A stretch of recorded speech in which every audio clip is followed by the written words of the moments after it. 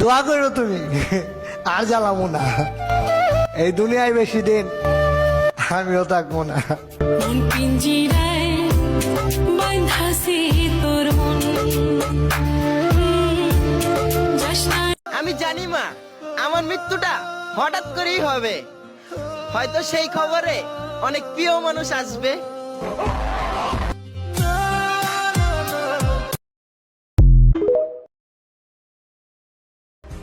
তোমারে কেমনে বুইলা যামু? যেই জায়গায় রাখছি সরাইতে গেলেই মইরা যামু।